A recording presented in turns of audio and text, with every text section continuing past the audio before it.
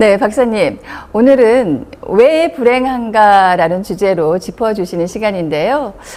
과거 우리나라 산업사회에 우리 부모님들은 경제적으로도 많이 어려웠고 또 문화적 혜택도 잘 누리지 못하고 삶을 꾸려가셨기 때문에 그때 생각하면 참 불행했겠다라는 생각이 들거든요.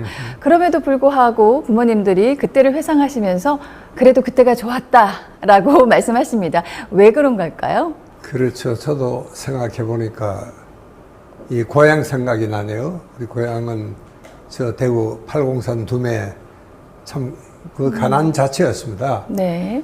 그래도 참 그때가 행복했다는 생각을 저는 자주 하게 됩니다. 그게 단순히 고향이라는 향수 따문만 아니고 제법 철이 들어서 생각해도 역시 참 그때 참 행복했다. 비록 가난했지만 네. 우리가 저녁에는 끼리끼리 부는 과부끼리 또 이렇게 총각들끼리 모여서 놀다가 누주에 제사가 있다. 그러면 그게 우르르 몰려가서 네. 제사밥도 먹고 우리 마을에는요 어느 집에 이제 경사가 있다. 잔치가 환갑 잔치든지 시집을 가든지 하면은 온 동네 꿀뚝에 연계가 안 났습니다. 전부 그 집에 다 가는 거예요. 물론 이제 갈 때는 그냥 안 가죠. 떡이나 단술이나 술이나 해가지고 이제 가서 거기서 이제 정말 먹고 지내고 이제 멀리서 오신 손님들은 그때는 여관이라는 게 없으니까 마을에 이제 흩어져 자고 그리고 아침에 또 일어나면 또 이 집 와서 다시 또 얻어먹고 하는 그런 그게 지금 생각하면요 우리 집이 정말 그 마을에 손님이 와도 그 집 손님이 아니었어요. 오늘 마을 손님이었죠. 어쩌다 이제 장가간 사회가 오면은 온 동네 사회죠. 온 동네 총각들, 처녀들이 다 모여가지고 놀려 먹고 그래 생각했던 시절이 참으로 행복했다. 그렇게 생각해 보면은 이게 이제 우리가 이만큼 잘 살게 됐지만 그런 이제 외적인, 물적인 이런 성장보다는 제일 중요했던 것이 인간관계가 아니었나. 우리 가끔 보면 행복지수 보면은 정말 우리 생각에도 이렇게 가난한 나라에 어떻게 행복지수가 이렇게 높을까. 다른 나라들이 들어있지 않습니까? 그 이유가 뭐냐면은 이렇게 이런 돈이 아니고 정말 행복이라는 것은 이게 인간관계가 중요하다. 우리 고향 마을에는 정말 홍한 쪽도 논아 먹는 그렇게 아주 인간관계가 돈독해서 아마 그래서 그때가 행복하지 않았나. 그러니까 지금 우리 행복지수라는 게 우리 이렇게 잘 사는데 왜 행복지수가 이렇게 낮을까? 그렇죠. 그런 생각하지 마시고 역시 우리 인간관계를 잘해야 된다. 그게 아마 결론인 것 같습니다. 그 집 담벼락부터 허물까요? 네, 그렇군요. 이렇게 점점 산업화 도시화가 되어가면서 예전에 그 고향 마을의 정서가 사라지게 된다는 점에서 참 안타까운 마음인데요. 그런 것들이 어쩌면 우리 행복을 빼앗아가는 원인이 되기도 하겠네요. 그렇습니다. 우리는요, 이게 낯선 사람과 사귀는 문화가 없습니다. 우리 어릴 적만 하더라도 낯선 사람이라고 있었습니까? 온 동네가 한 가족인데. 그렇죠. 어쩌다 지나가는 엿장소밖에는 낯선 사람을 본 적이 없습니다. 이제 그렇게 살다가 갑자기 이제 이 도시에 오면은 도시는 전부 낯선 사람들 아닙니까? 그러니까 우리가 낯선 사람과 만나는 이런 훈련이 안 되어 있습니다. 그러니까 우리는 기차를 타더라도 저 부산까지 가도 서로 옆 사람하고 인사도 하고 가잖아요. 그런 문화이기 때문에 우리는 낯선 사람에 대해서는 굉장히 경계심이 많습니다. 맞아요. 조심하고. 심지어 불신도 넘어서 오히려 적으로 간주하는 그런 일까지도 이제 벌어지잖아요. 그렇기 때문에 우리가 이 낯선 사람에 대해서는 우리는 심지어 너무 경계심과 불신과 심지어 적으로 이런 생각하니까 그러니까 전혀 이 공동생활에 대한 이런 훈련이 안 되어 있습니다. 이렇게 자기 집 앞에 눈도 안 들잖아요. 맞아요. 그리고 이제 정말 이웃에 대한 배려가 내가 이렇게 하면은 그 사람들이 잠이 안 올 텐데. 그런 생각, 저런 생각이 없으니까 요즘 층간 소음 때문에 심지어 살인 사건도 나지 않습니까? 심각하죠. 이런 것들이 결국 우리가 낯선 사람과 생활이 우리한테는 익어 있지 않기 때문에 그래서 이게 문제가 생기는 겁니다. 네, 정말 공감합니다. 네. 자, 그럼 계속해서 박사님의 좀 더 깊이 있는 강의 청해 듣도록 하겠습니다. 아주 기분 좋게 아침에 출근을 했는데 여러분 책상에 아주 예쁜 꽃이 놓여 있습니다. 여러분 그때 기분이 어떨까요? 나빴어요? 좋았어요? 다 좋았겠죠. 이게 별일도 아니지만 참 작은 일들이 우리를 아주 즐겁게 만들고, 여러분 우리가 감사 감동을 하면은 이제 여러분 책상 위에 꽃을 발견했듯이 우리 속에는 참으로 많은 일들이 일어납니다. 우선 기분이 좋지 않습니까? 아주 흐뭇하고 심지어 행복하고 그 긍정적인 정서들이 이럴 때 다 밀려오도록 이렇게 되어 있습니다. 그러니까 그때는 우리가 뇌과학적으로 보면은 제일 많이 분비가 되는 게 세로토닌이고 옥시토신입니다. 이런 긍정 정서가 분비가 되면은 그 꽃 한 송이가 나한테 주는 영향은 엄청 크고, 또 그것이 거기서 끝나는 게 아닙니다. 내가 기분이 좋으면 내 옆자리 사람한테도 기분이 좋아지고, 또 그게 정말 참 우리 직장 전체에 확산되거나 이렇게 정말 증폭이 되는, 그러니까 그때 우리는 이 좌측 전두엽에 아주 그 행복 회로가 활성화된다는 게 과학적으로 증명이 되어 있습니다. 그리고 우리가 이 감사라는 것은요, 감사를 주는 사람이 있고 또 받는 사람이 있습니다.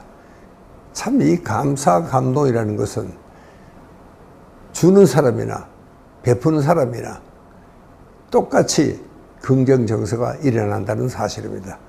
이 감사 감동은 서로가 굉장히 쌍방에 이런 작용이 일어나게 이렇게 되어 있습니다. 이 감사 감동할 때 그 느낌이라는 것은 정말 인간이 가진 모든 정서적인 지적인 이런 자원을 총동원시켜서 이거를 정말 최상의 기능을 발휘할 수 있도록 도움으로써 사람에게 행복한 삶을 우리가 줄 수 있다. 이게 요즘 플러스 정서가 풀 가동되는 이 긍정심리학자들이 이야기하는 겁니다. 셀리그만이라고 아주 유명하신 분인데, 저분이 이제 긍정심리학을 이야기를 하면서 우리 한국에도 그런 학파들이 많이 생기고 또 거기에 대한 연구가 굉장히 많이 나와 있습니다. 그래서 이 감사, 감동에 대한 연구는 어느 소그룹이 하는 게 아니고 이제 일반적인 이 현상으로 이렇게 번져 나가고 있습니다. 이 유미라는 분이 이 박사학위 논문을 썼는데도 이 감사, 감동에 대한 이 논문을 썼습니다. 저도 그 논문을 읽고 참 많은 걸 느끼고, 정말 이 감사, 감동을 함부로 우리가 생각을 해서는 안 되겠구나. 이 선생은 이렇게 결론을 지었습니다. 감사의 정서 조절은 개인의 행복과 성공적인 기능을 결정짓는 중요한 요인이다. 여러분, 이것은 단순히 행복이 아닙니다. 우리가 이 사회적인 성공을 가져다 주는 것이 바로 감사, 감동의 능력이다. 그런 이야기를 합니다. 자, 여러분, 우리가 감사, 감동을 하려면은 좀 학술적으로는 두 가지 중요한 요인이 있어야 됩니다. 우선 뭐니 해도 고맙다는 생각이 들어야 되겠죠. 또 그 다음에 중요한 것은요, 이 알아준다는 생각입니다. 당신의 가치를, 당신의 존재를, 당신이 거기서 얼마나 수고한다 하는 것을 내가 알아준다. 그것이 굉장히 중요하다. 그런 이야기입니다. 그러니까 우리가 감사를 하면은 이 엄청난 파동이 일어납니다. 이 감사, 감동은 이게 하나의 에너지예요. 이 공감을 일으키니까 아주 파동이 증폭이 되죠. 자, 커지는 겁니다. 그 정말 장미의 한 송이가 나중에는 엄청난 큰 것으로 이렇게 증폭이 돼서 나한테 돌아올 수도 있다. 그러니까 이 정말 감사, 감동은 인간을 바꿀 수 있는 그런 엄청난 힘도 있습니다. 그리고 우리가 영어 심리학에서는 트랜스포메이션, 변용이라는 이런 말을 씁니다. 그러니까 그 사람의 인격체를 또 그 사람의 인간을 바꿀 수도 있다. 그 감사하다는 그 작은 말 한마디가 또 감사한 정말 꽃 한 송이를 내가 베푼 그 작은 베품이 엄청난 파동을 일으킬 수가 있다. 그런 이야기입니다. 그런데 우리가 이게 감사하려면요, 사람이 어떤 자세가 되어 있어야 되느냐? 겸손해야 됩니다. 우선 내 자신이 꽤 겸손하고 정말 진지해야 되겠다. 그런 이야기를 할 수가 있습니다. 여러분, 생각은 뭐 쉽게 바뀌지는 않습니다. 그러나 내가 마음을 먹으면 바뀌어질 수도 있습니다. 그러나 남의 가치를 뭐 낮게 평가하거나 혹은 또 작은 일도 높게 평가하거나 그 가치를 인정한다. 이런 것을 내가 의도적으로 만들어낼 수도 있고 선택할 수도 있습니다. 여러분, 항상 우리 마음속에는 그런 자세가 필요하지 않을까 저는 그렇게 생각을 합니다. 여러분, 이 감사, 감동은 저는 그렇게 표현합니다. 마치 어두운 방에 전기불을 켜듯이 그렇게 즉효가 나타난다. 정말 즉효가 나타납니다. 이게 뭐 나중에 나타나는 게 아니에요. 정말 내가 감사하고 감동하면 어떤 의미에서는 정말 어두운 방에 불을 켜듯이 정말 전체가 밝아지고 긍정적으로 되고 두려움이나 무서움이 없습니다. 여러분, 우리가 어두울 때는 괜히 불안하고 또 뭔가 나올 것 같기도 하고 그렇지 않습니까? 어두움이라는 게 그런 겁니다. 그러나 이게 감사하다 하는 말 한마디는 마치 어두운 방에 불을 켜듯이 전등과 같다. 저는 그런 표현을 합니다. 정말 우리가 정말 이 불을 켠다 하는 것은 꼭 뭐 누가 해야 된다 정해진 것은 아닙니다. 뭐 당번이 있는 것도 아니죠.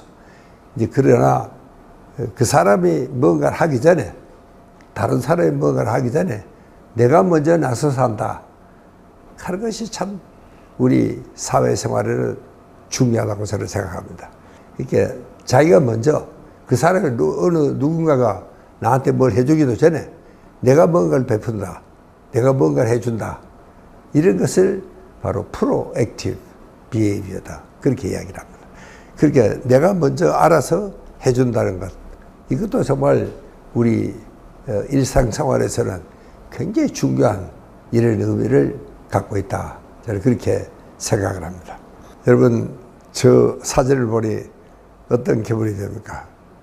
우리가 젊을 때도 참 저렇게 연인들이 만나면 뜨겁게 포옹을 합니다. 저럴 때는 이 소위 우리 뇌에는 엔돌핀이라는 분비가 됩니다. 저 포옹이 끝나고 나면은 그때 뭔가 아련히 밀려오는 게 행복입니다. 근데 그러니까 행복이라는 것은요, 곧 깨어지지 않을까. 이 행복한 감정이 이게 깨어지면 어떡하지 하는 불안과 함께 오는 게 이게 행복입니다. 좀 어려운 이야기입니까? 사실 그렇습니다. 이게 행복이라는 것은 이게 깨어지면 어떡하지? 그렇게 귀하고 나한테는 소중한 감정이니까 이게 깨어져서는 안 되죠. 이렇게 깨어지면 어떡하지 하는 불안이 바닥에 깔려 있을 때 그때 우리는 행복이다. 그렇게 이야기를 합니다. 우리가 지난번 시간에 이 감정과 정서는 좀 다르다.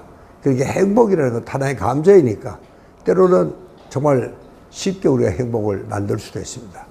그러나 이것은 오래 가지는 않고 이 정서라는 것은 상당히 오래 가는 이런 겁니다. 그래서 이게 행복은 정말 운명이 아니라 선택이다. 자기가 어떻게 이 상황을 해석하고 보느냐 하는 선택이다. 이렇게 이야기를 하는 학자도 있습니다.